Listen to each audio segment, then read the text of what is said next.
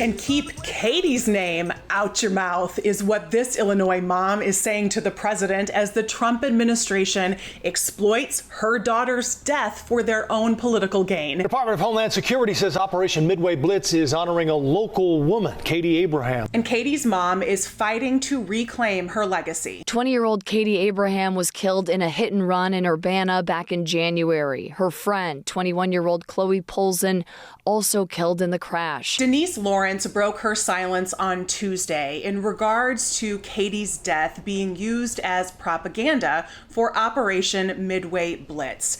And you know, Congress jumped all over the Laken-Riley tragedy, immediately penning the Laken-Riley Act because it was helpful for them to advance their immigration agenda.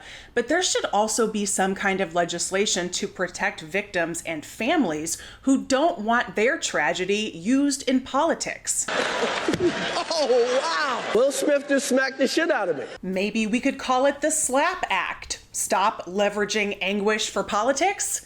I don't know. That was just my first pass. We can definitely workshop it. On Tuesday, the Chicago Tribune printed an open letter written by Katie Abraham's mother, Denise Lawrence, entitled, "My daughter is the face of Operation Midway Blitz. I am reclaiming her legacy." The Department of Homeland Security says Operation Midway Blitz is honoring a local woman. Katie Abraham of Glenview was killed in a drunk driving crash involving a Guatemalan immigrant. According to Homeland Security releases, this ICE operation is targeting those who flocked to Chicago and Illinois, quote, because they knew Governor Pritzker and his sanctuary policies would protect them and allow them to roam free on American streets. 20-year-old Katie Abraham was killed in a hit and run in Urbana back in January. Her friend, 21-year-old Chloe Polson, also killed in the crash.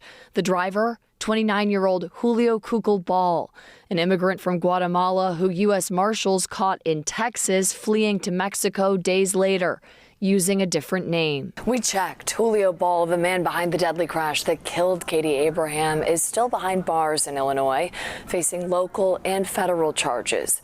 In the official release on this from Homeland Security, they feature 11 other criminals they say are at large because of sanctuary city policies. From the opening paragraph, this mother's pain is palpable as she writes about losing her daughter. Denise says, "When you search my daughter's name, you won't find much about who she was.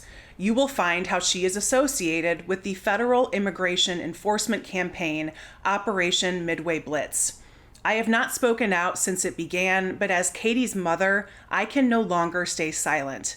The Department of Homeland Security said its immigration enforcement operation in Chicago is named in Katie's honor, but Katie would not have wanted this. Association with the operation's actions is not a positive reflection of who she was. I taught Katie to advocate for herself, and as heartbreaking as it is, Katie is no longer here to advocate for herself because of a crime that took place 150 miles away from Chicago.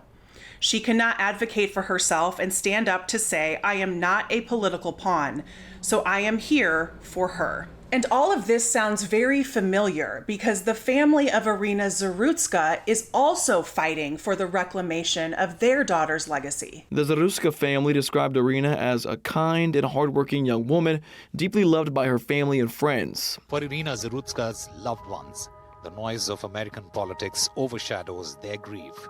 She was an art graduate from Kiev, learning English to become a veterinary assistant. While Irina's family is absolutely fighting for increased security protocols on the public transportation system, they are adamant that they do not want Irina's memory to only be the horrific video footage of how she died.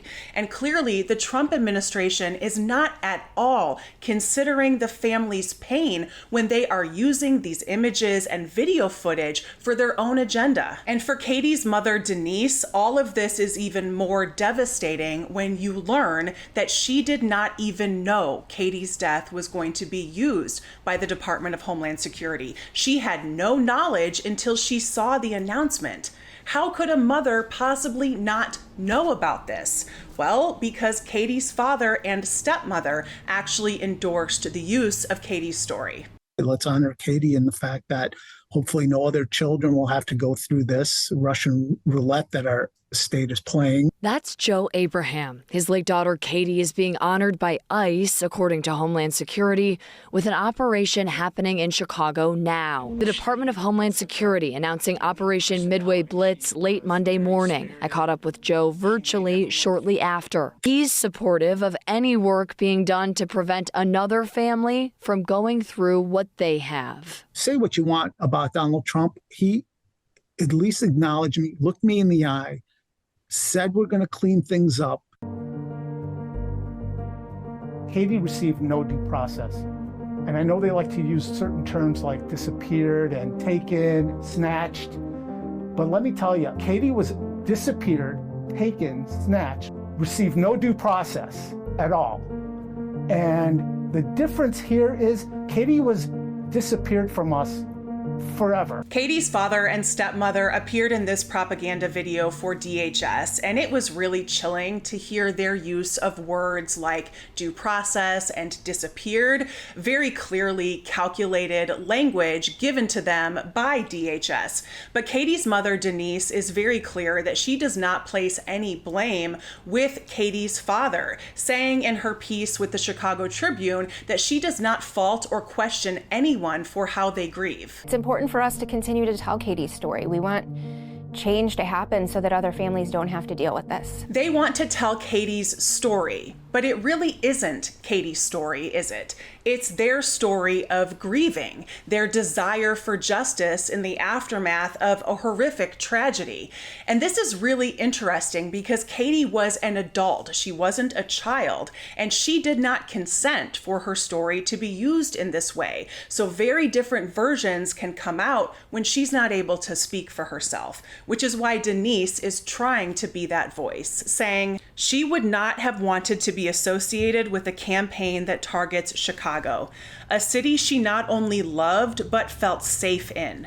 Since she was in middle school, she and I took hundreds of drives through the city's neighborhoods, and on those drives we talk about music, life, her future, and her thoughts on current events. You name it, we talked about it. I learned who she was becoming with each passing drive, week after week, month after month, year after year. Katie Abraham is my daughter, and I am reclaiming her legacy. For families who are grieving like Katie's, there really is not much recourse if they find out that a politician is using their loved one's tragedy to score some political points.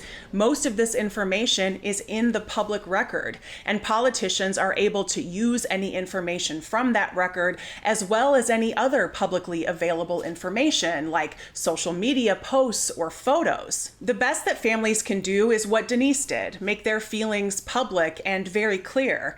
And that's why I mentioned the Lake and Riley Act at the beginning of this video, because that was an act of Congress in response to a horrific tragedy. And it did allow certain members of Congress to advance their immigration agenda. But in this scenario, we also should be able to give families some kind of peace that their loved one's death is not going to be exploited. Will Smith just smacked the shit out of me. And it definitely does not need to be called the SLAPP Act, but you know how much the Trump administration loves an acronym. I actually think a more appropriate name for it would be the Legacy Protection Act, because that's what these families are being forced to do retroactively, attempt to protect the legacy so their loved one's life is not reduced down to how they died. Don't forget to subscribe and share this video with someone in your life. Let's keep the conversation going. For Really American Media, I am Corinne Straight. Thanks for watching. I'll see y'all next time.